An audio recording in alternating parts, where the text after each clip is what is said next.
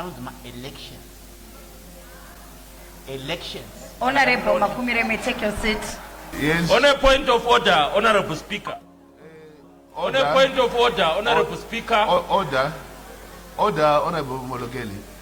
Order. I have a point of order. Order, please take your seat. Honorable Molokeli, earlier on, you were actually the one who shouted to say you want an extension of 50 years. I heard you. So, I don't know why you are standing on a point of order. On a point of order, Honorable Speaker, it's my right to have a point of order. So, do you want to do a point of Every member of parliament has the right to have a point of order. Order, Honorable Molokeli. You want to make a point of order on my ruling or what? No. I want to do a point of order. Are you stopping okay. me from making a point of order? All right, what's your point of order? My point of order is that the principle of neutrality is a fundamental of presiding office. You cannot, as an honorable speaker, talk about a 7-year extension on the same bill that you are debating. It's unacceptable, honorable speaker. It's not acceptable. You have to withdraw. You have to withdraw. You can't talk about 7-year extension when you are the chair. What kind? Nduziwa hangu kuti kwatiri uku vazhinji vari kuzvida asi vari kungoita vakadzi vekare kuti aiwa ndozvida chabofunga asi vachitozivawo kuti vanozvida kuti handingo titozvida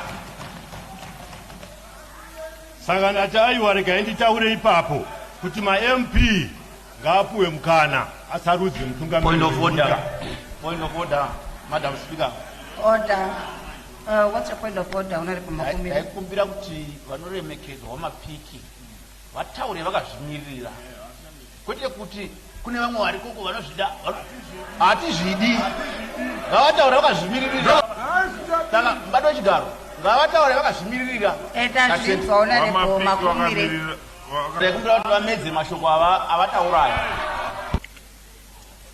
hapana chokumedza hapo nokuti hasaenda tsinga. Mukatarisa vakawanda vari kutitungamira muzuva ranhasi vakaenda kuhondo vakatambudzika zvisingaite vari kuhondo. Hondo yakapera 1980 mubati wechigaro. Vanhu ivavo mubati wechigaro vakawanda vava havana zombobvira vadzokera kugeto kana kumaruzevha, vanogara kumasabhabha mubati wechigaro.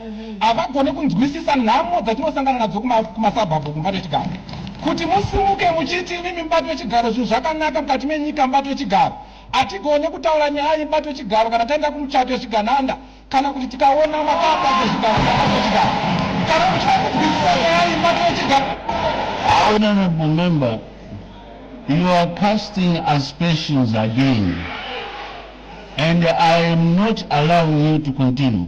Thank you. Imwe pfungwa zvekare yanga iri kubuda mubati wechigaro, pfungwa yekuti nekuti mutungamiri wenyika ndiMbape vamu 18 area vakundogohwesa, saka ngatisavatorerei nguva.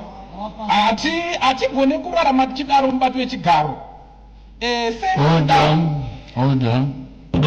Honorable member, this is the third time I'm advising you. You cannot say the Honorable, His Excellency the President is Mbappe.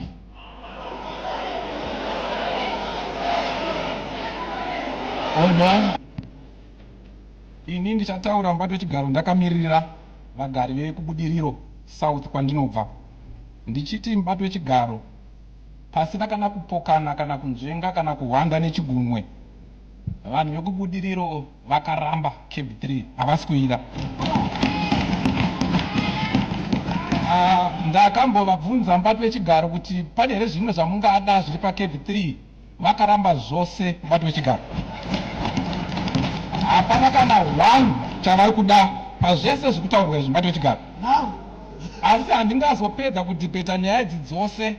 Ndichabata dzandichagona kubata, asi ndichada kutangira pane yandingati donzvo sekutaurwa kwazvakaitwa naMinista veJustice, kuti sei vakazofunga kuti tinge tiine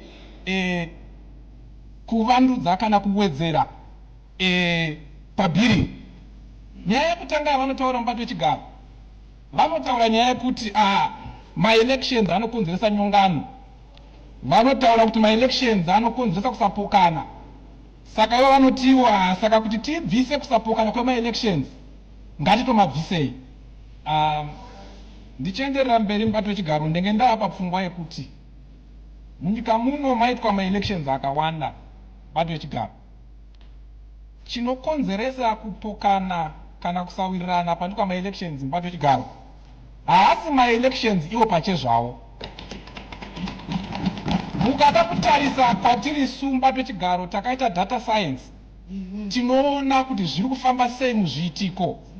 Tinogona kukuudzai mubato yechigaro kuti dingindira riripo pose panoitwa mhirizhonga pamaelections mubato yechigaro iZANU-PF. Regai ndimhanye nenyaya mubato yechigaro sekutaura kwandaita nyaya yakakosha. Mubato yechigaro ndanga ndiri kuti ini hatigone kugadzirisa dambudziko rehovhiyo kana kuti mhirizhonga inoitika pamaelections nekuedzera nemakore mairi.